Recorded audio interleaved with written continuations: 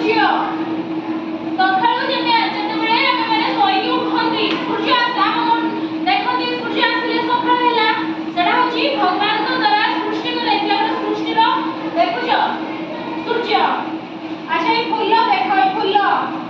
এটা দেখো এটা হচ্ছে সূর্য ঠিক আছে এটা